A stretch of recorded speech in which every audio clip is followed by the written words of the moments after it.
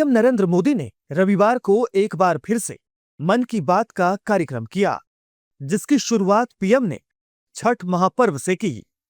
PM Modi ने देशवासियों को छठ महापर्व का महत्व बताया। उन्होंने कहा कि अगर मौका मिले तो सभी लोग छठ उत्सव में एक बार जरूर भाग लें। छठ महापर्व भारत की एकता का सबसे बड़ा और सुंदर उदाहरण है। छठ का महापर्व संस्कृति, प्रकृति और समाज के बीच की गहरी एकता का प्रतिबिंब है। छठ के घाटों पर समाज का हर वर्ग एक साथ खड़ा होता है। ये दृश्य भारत की सामाजिक एकता का सबसे सुंदर उदाहरण है। आप देश और दुनिया के किसी भी कोने में हो, यदि मौका मिले तो छठ उत्सव में जरूर हिस्सा लें। एक अनोखे अनुभव को खुद महसूस करें। मैं छठी मैया को नमन करता हूं। सभी देशवासियों को, विशेषकर बिहार, झारखंड और पूर्वांचल के लोगों को छठ महापर्व की शुभकामनाएं देता हूं। पीएम मोदी ने चाय की जगह कॉफी की चर्चा की और ओडिशा की कोरापुट कॉफी का जिक्र किया। मेरे प्यारे देशवासियों, चाय के साथ मेरा जुड़ाव तो आप सभी जानते ही हैं, लेकिन आज मैंने सोचा कि मन की बात में क्यों ना कॉफी पर चर्चा की जाए। आपको याद होगा, बीते साल हमने मन की बात में अराकू कॉफी पर बात की थी।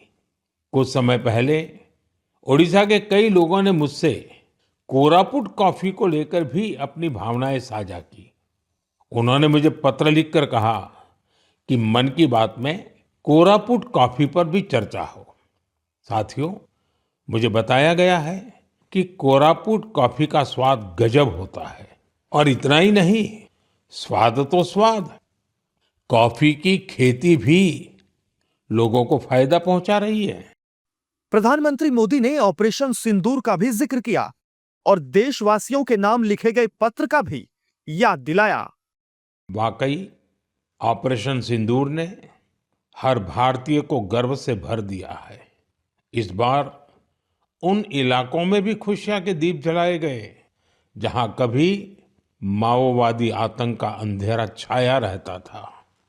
लोग उस माओवादी आतंक का जड़ से खात्मा चाहते हैं, जिसने उनके बच्चों का भविष्य संकट में डाल दिया था।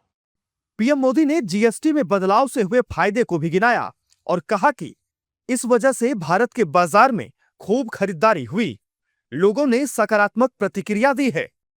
जीएसटी बचत उत्सव को लेकर भी लोगों में बहुत उत्साह है। इस बार त्योहारों में एक और सुखद बात देखने को मिली। बाजारों में स्वदेशी सामानों की खरीदारी जबरदस्त तरीके से बढ़ी है। लोगों ने मुझे जो संदेश भेजे हैं, उसमें बताया है कि इस बार उन्होंने किन स्वदेशी चीजों की खरीदारी की है। साथियों, मैंने अपने पत्र में खाने के तेल में 10% की कमी करने का भी आग्रह किया था। इस पर भी लोगों ने बहुत सकारात्मक रुख दिखाया है। पीएम मोदी ने भारतीय नस्ल के कुत्तों को अपनाने की अपील की। उन्होंने कहा कि कैसे भारतीय सुरक्षा बल देसी नस्ल के डॉग्स पर फोकस कर रहे हैं। बीएसएफ और सीआरपीएफ ने अपने दस्तों में भारतीय नस्ल के डॉग्स की संख्या बढ़ाई है। डॉग्स की ट्रेनिंग के लिए बीएसएफ का नेशनल ट्रेनिंग सेंटर ग्वालियर के टेकनपुर में है। यहाँ उत्तर प्रदेश के रामपुर हाउंड, कर्नाटका और महाराष्ट्र के मुधोल हाउंड, इस पर विशेष रूप से फोकस किया जा रहा है।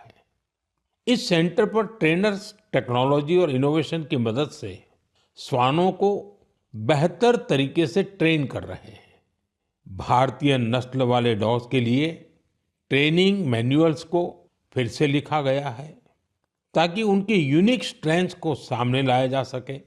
बेंगलुरु में सीआरपीएफ के dog breeding and training school में मॉन्ग्रेल्स, मुधोल हाउंड, कोम्बाई और पांडिकोना जैसे भारतीय श्वानों को ट्रेन किया जा रहा है। पीएम मोदी के मन की बात का ये 127वां एपिसोड था, जिसमें उन्होंने देश के मुख्य मुद्दों पर बात की।